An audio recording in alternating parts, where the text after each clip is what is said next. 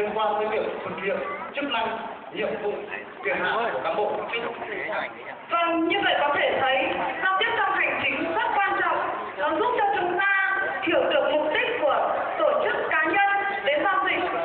đồng thời giúp chúng ta nắm được việc thực hiện chính sách tại địa phương, từ đó chúng ta có thể thu hút được sự hợp tác rộng rãi của họ. Vâng, kính thưa quý vị đại biểu, ban giám khảo hội thi, cán bộ công chức chúng ta khi thực thi nhiệm vụ đó là lúc chúng ta thực hiện cái quyền lực công mà cơ quan giao cho. Nếu chúng ta giao tiếp tốt, ứng xử tốt với nhân dân một cách chân thành, thì nhân dân sẽ giúp chúng ta hoàn thành nhiệm vụ, từ đó tạo nên sự tin tưởng của nhân dân vào chúng ta, vào cơ quan chúng ta, và hơn nữa là vào đảng và nhà nước. Như vậy, trong khi giao tiếp với nhân dân, cán bộ công chức cần phải tuân theo những quy định của pháp luật. Kính thưa quý vị đại biểu, ban giám khảo của hội thi, chính vì tầm quan trọng của việc giao tiếp ứng xử cán bộ công chức với nhân dân nên tại điều 16, điều 17 Luật Cán bộ công chức năm 2008, điều 8, điều 9 quy chế văn hóa nơi công sở ban hành kèm theo quyết định số 129 ngày 2 tháng 8 năm 2007 từ Chính phủ, và tại điều 8 quyết định số 03 ngày 26 tháng 2 năm 2007 của Bộ Nội vụ rất rõ quy tắc ứng xử cán bộ công chức với nhân dân. Thứ nhất, đó là cán bộ công chức phải tận tình phục vụ nhân dân, tôn trọng, lắng nghe ý kiến của nhân dân, từ đó hướng dẫn cụ thể,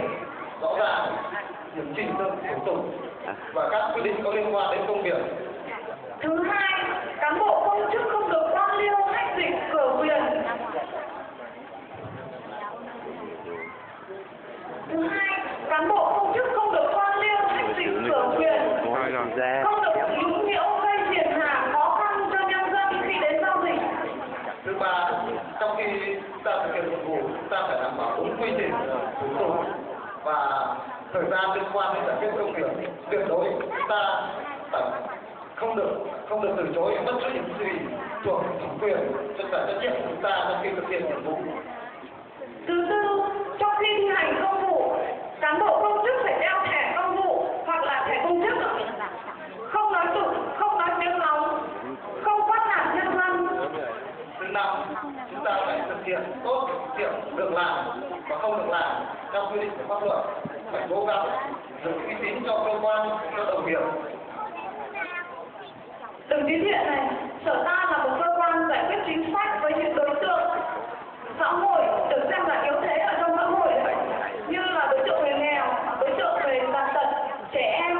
hoặc là chúng ta cũng giải quyết chính sách với những người có công với cách mạng. Do vậy hàng ngày chúng ta phải tiếp rất là nhiều tổ chức cá nhân đến giao dịch. Vậy đồng chí vừa là một cán bộ công chức, vừa là một lãnh đạo phòng các phòng cơ sở, đồng chí thấy cán bộ công chức của chúng ta đã thực hiện giao tiếp với nhân dân như thế nào ạ? Câu hỏi của đồng chí Dung thì theo tôi là một cái nguyên tắc thứ 6 trong giao tiếp ứng xử cán bộ công chức với nhân dân, đó là cán bộ công chức chúng ta khi giao tiếp ứng xử với nhân dân phải có tác phong, vững chãi, hòa và tự tin. Thứ hai là ngôn ngữ và lời nói phải thể hiện trong sáng. Thứ ba, thái độ khi chúng ta cần quyết và thân thiện với nhân dân. Thứ tư là trang phục của chúng ta phải gọn gàng, phù hợp và lịch sự. Đấy là những nguyên tắc vàng mà để chúng ta làm việc với nhân dân được tốt và nhân dân của chúng ta lại với câu hỏi của Dung thì tôi thấy trong những năm qua Sở Ta rất quan tâm đến cán bộ cán bộ công chức cơ sở rất quan tâm đến việc giao tiếp ứng xử như thế nào đối với nhân dân. Chính vì vậy căn cứ vào những quy định của pháp luật và các sở ban hành quy chế văn hóa nơi công sở, quy tắc ứng xử của cán bộ công chức đối với nhân dân và trong khi thi hành nhiệm vụ. Vâng, Sở Ta cũng đã xây dựng một cái khu nhà tiếp dân khang trang sạch đẹp. Lịch tiếp dân của lãnh đạo sở được công bố công khai và mọi thủ tục hành chính thì đã được niêm yết công khai minh bạch. Cán bộ tiếp dân của chúng ta cũng được lựa chọn kỹ càng, có nghiệp vụ vững vàng và cũng được đào tạo về cơ bản về cách giao tiếp với nhân dân. Kính thưa quý vị đại biểu, không những cán bộ công chức và Sở Lao động Thương binh Xã hội của các đơn vị trực thuộc luôn thực hiện tốt điều những quy định ứng xử của luật cán bộ công chức và quy tắc ứng xử của các công chức đối với nhân mà tất cả cán bộ công chức chúng ta đều thực hiện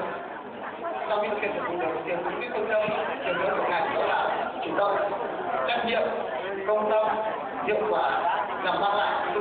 hài lòng của các tổ chức và cá nhân sau dịch, cũng như là mọi người đều đánh giá rất cao với sự ứng xử và giao tiếp của cán bộ công chức chúng ta. Vâng, kính thưa toàn thể hội thi, nếu như tất cả cán bộ công chức của chúng ta đều thực hiện tốt tất cả các nguyên tắc trên, thì chúng ta sẽ tạo được niềm tin của nhân dân và cơ quan của chúng ta nói riêng và vào chính sách của Đảng, pháp luật của nhà nước nói chung. Và chúng ta, một cán bộ công chức của chúng ta sẽ xứng đáng với lời dâng dạy của Bác Hồ, đó là cán bộ là khuôn bậc của dân. Kính thưa quý vị đại biểu ban giám khảo thi, thay mặt cho toàn viên công đoàn và công sở, chúng tôi đã trình bày xong phần thi câu hỏi của mình. Chúc quý vị đại biểu ban giám khảo có một tinh thần sức khỏe,